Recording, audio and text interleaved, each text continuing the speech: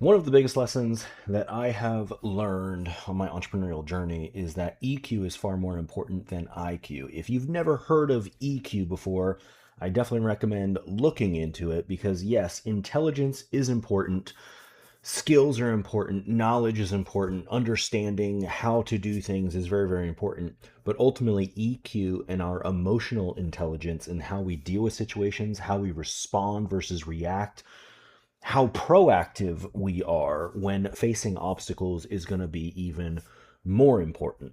Hey guys, my name is Joshua Sarge, founder along with my wife of the KVN and Savage CEO, and my name is Champion. I am not here to sell you anything, but ultimately just to add value to your journey so that you can be more successful on your journey. Today, we're going to talk about a very important topic. Like I already said, EQ. We're going to talk about the emotional cycle of change. And this relates with anything that you will do in your life, any prolonged effort in your life. This is going to be incredibly important for you to understand, especially for a business. But it's also true in marriage. It's also true in parenting and raising your kids. It's also true in, getting in shape. How many people think when they want to get back into shape, it's going to be super duper fast? And then you realize, like, oh, this is more of a journey than I thought. It's going to be, rather than the hare, it's going to be the tortoise. And this is very important to understand because, again, you're going to face things on your journey. You're going to face crazy customers and clients. You're going to face issues with staff. You're going to face issues with products and services and fulfillment. There's so many different things that you will face. So the more proactive we are in dealing with our emotions and following through in spite of things that happen, in spite of certain emotions, is going to be key for you. Emotions are great indicators, but horrible dictators. If they are in control of you, then they are controlling the outcome you could ever create. And they will limit your ability to walk in God's blessing, God's goodness, and fulfilling the call on your life. So we're going to break this down, and I'm just going to talk about it a little bit before I start revealing some of it. Some of you have maybe seen this before, others probably not. There are 5 stages to the emotional cycle of change, and I'm going to reveal to you a graph in those different stages. You will connect with this. You will connect with this, whether it be on your personal business that you have now, a previous business that you'll start thinking about. But there are certain knowns and unknowns when starting a business. Like I said, the same thing with being married, right? Someone could say that they're fully ready for marriage, but there's going to be things that you experience during the marriage that you were not ready for, or certainly parenting, right? Raising kids. It can't be that hard, and then you realize that many of us are actually kind of messed up from the way that we were raised, right? So the emotional cycle of change is really about pressing on regardless of the emotion that you have, especially if you are called to something. And this is kind of crazy, but there seems to be an infinite number of entrepreneurs or the people that want to start a business who would say that they are called to do it by God. God has called them to do it. On the flip side of the coin, they are very, very quick to give up on what they said that they have been called to do, which makes no sense. If you've been called to do it, then you're believing God to help you walk through it. But many times, just like there are 2 types of promises that God makes, one is not dependent on you. It's independent on your actions, like Jesus coming back. One day it's going to happen, whether you do something or not, right? The other aspect of a promise is dependent upon your actions, meaning God is calling us to co-labor with him. But if you are not obedient, if you are not following through, if you're getting in your own way, then he's going to have to use someone who will be obedient. Okay. So when God says he's going to bless you with certain things, that comes down to your obedience as well. So when it comes down to the emotional cycle of change, if you bring a poverty mentality, if you bring a lack mentality into a business opportunity and you allow your emotions to gain control of you and your footing and the things that you are trying to do for the kingdom, you may never live it out. So 5 different stages. We're going to talk about this and how we can mitigate the issues so that we can follow through. So let's look at stage 1. And I will say this, on the side of this graph is going to be emotional stages. right? On the bottom of this graph is going to be, and not necessarily just on the side, but the label on the side. And then the bottom of this graph is going to be time.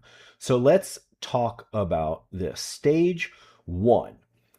And this is a line graph here. So stage one is uninformed optimism. Again, you can think about marriage, you can think about parenting, you can like, oh, we're gonna have a kid, we're super duper excited about it, and you should be excited. It is an incredible blessing. But there are, again, a lot of unknowns, and many times we don't know that we don't know. So we are incredibly optimistic. Should we always be optimistic? Yes, especially if we're walking in the calling of God, and especially if we're walking in His blessing and in His favor. We are chosen. We are, children of the Most High. We sit at His table. We should be optimistic and joyful in all things. But stage one is uninformed optimism. You start a business, I'm going to crush it. I'm going to be a millionaire in 3 seconds. Watch this.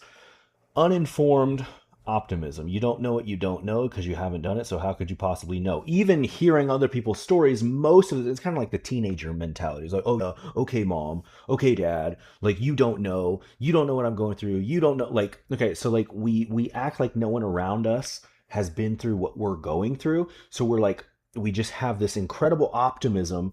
However, it's not really founded on, on truth, and it's not really that accurate. You just don't know what you don't know. So you're excited to do something, right? Stage one. Now, let's look at stage two. Stage two is when we have informed pessimism. Okay. And what we do is we flip flop, we go down past the optimism pessimism line, if you will. And now we are starting to learn, again, I'm going to use different examples because it relates to a lot of different things. Any prolonged venture, any prolonged effort, like getting in shape, right? Say you need to lose like 20 pounds. Like, man, I'm not in my fighting shape, whatever, right? I'm not in the same shape. I want to get back into my high school or college shape. Okay. Now you are learning and understanding that, oh, man, I'm going to be sore. I'm not going to have a 6-pack in a week. This is going to require some discipline, some consistency. And in business, you say like, oh, when I'm knocking on doors, when I'm making phone calls, when I'm, going to some sort of event, I could be handing out cards and people can say yes. It doesn't mean that they're actually going to buy anything. It doesn't mean that I'm actually going to work with them. It doesn't mean like you start understanding more and more like, oh, man, the problem is at stage two, it becomes negative. Like, man, I don't know if I could ever do this. I don't know if this is going to work. And like this isn't as easy as I thought it would be. Okay. Now here's the thing. What typically happens from that point on is then you hit stage three. Move these out of the way. Stage three, which is the valley of despair. So when we're at stage three, we are basically at the lowest of the low. So it went from, wow, this is a little bit more difficult than I thought, to I can't do this. This is not going to happen. This is not where I want to be. It's not what I want to do.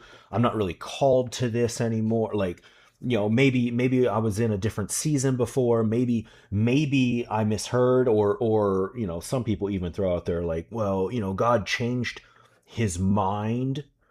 Like, God's not human. I know Jesus was in the flesh, but God is not like human and does not make mistakes. So it's not that like He changed His mind. You have to understand that this is not about all the results that you get. Obviously, it'd be fantastic to have results, but it's more about who you become and trusting Him and being obedient when you don't understand. The word is a lamp unto your feet, not the sun in the sky, meaning you're not going to see 10 miles ahead all the time. Sometimes it is literally just about taking that next step. And when you're in the valley of despair, stage three, that's what you need.